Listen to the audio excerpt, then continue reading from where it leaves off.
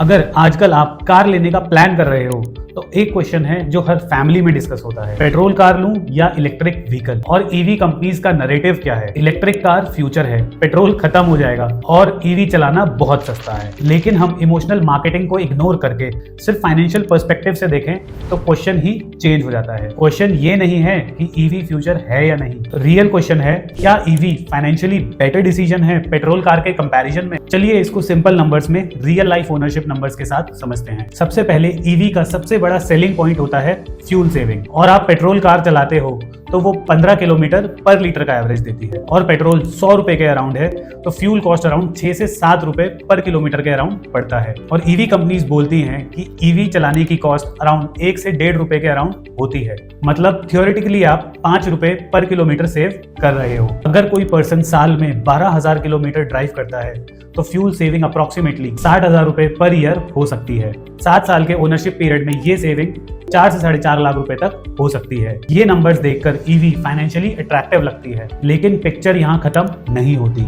अब second factor आता है purchase price difference. Same segment में ईवी यूजुअली पेट्रोल कार से 3 से 6 लाख रुपए ज्यादा एक्सपेंसिव होती है। एग्जाम्पल के लिए अगर पेट्रोल कार का सेम वेरिएंट 10 लाख रुपए का है तो उसका ईवी वेरिएंट 14 से 16 लाख रुपए तक का हो सकता है। मतलब जो 4 से 4.5 लाख रुपए आप फ्यूल में सेव करने वाले थे अगले 7 इयर्स में, वो पैसे आप अपफ्रंट पे कर चुके हो खरीदते वक्त। इसलिए ईवी परचेज करने का डिसीजन तभी सेंस बनाता है अगर आप उसे रेगुलरली ड्राइव करते हो। अगर आपकी ईयरली रनिंग 15 से 20,000 किलोमीटर है तो आपका ईवी लेने का डिसीजन मीनिंगफुल हो सकता है। लेकिन अगर आपकी रनिंग सिर्फ 5,000 से 7,000 किलोमीटर है तो ईवी लेने का डिसीजन आपका गलत साबित हो सकता है और इस केस में petrol car better financial decision हो सकता है। अब थर्ड फैक्टर है बैटरी डिग्रेडेशन। ईवी कार का इंजन एक्चुअली बैटरी होती है और बैटरीज का नेचर होता है टाइम के साथ डिग्रेड होना। मोस्ट ईवी मैन्युफैक्चरर्स यूजुअली 8 साल या फिर 1.6 लाख किलोमीटर की बैटरी की वारंटी देते हैं, लेकिन रियल वर्ल्ड में यूजुअली बैटरी कैपेसिटी रिड्यूस होती है। एग्जाम्पल के लिए अगर किसी बैटरी की रेंज, कार बैटरी की रेंज 400 किलोमीटर है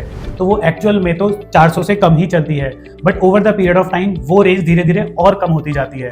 हो सकता है 7 से 5 साल बाद वही रेंज आपकी 250 किलोमीटर बचे और इसका फाइनेंशियल इंपैक्ट आपकी रीसेल वैल्यू पर पड़ता है। यूज्ड ईवी मार्केट में इंडिया अभी भी डेवलपिंग स्टेज पे है, इसलिए ईवी का रीसेल वैल्यू स्लाइटली अनप्रेडिक्टेबल है as compare to petrol cars. Petrol engine historically 10-15 साल आराम से चल जाते हैं और उनकी मार्केट रीसेल वैल्यू भी स्टेबल होती है। और फोर्थ फैक्टर है चार्जिंग इंफ्रास्ट्रक्चर। इंडिया में ईवी एडॉप्शन रैपिडली ग्रो हो रहा है पर चार्जिंग इंफ्रास्ट्रक्चर अब भी अंडर डेवलप्ड है। मेट्रो सिटीज में फास्ट चार्जिंग स्टेशंस अवेलेबल हैं, लेकिन टायर 2 और टायर 3 सिटीज में चार्जिंग स्टेशंस उस हिसाब से नहीं है। अगर आपके घर में प्राइवेट पार्किंग है जहां चार्जिंग सेटअप हो सकता है तो आपके लिए ईवी ओनरशिप प्रैक्टिकल हो जाती है। लेकिन अगर आप किसी अपार्टमेंट में रहते हो या ऐसे घर में रहते हो जहां पार्किंग नहीं है या फिर जहां पे चार्जिंग सेटअप नहीं हो सकता है तो आपके लिए ईवी लेना चैलेंजिंग बन सकता है। और चार्जिंग सेटअप भी आपको एक्सपेंसिव कॉस्ट कर सकता है 50,000 रुपए से 1 लाख रुपए तक, डिपेंडिंग अपॉन दी इंफ्रास्ट्रक्चर। अब एक इंटरेस्टिंग फाइनेंशियल एंगल और समझिए। पेट्रोल कार में मेंटेनेंस ग्रेजुअली इंक्रीज होती है,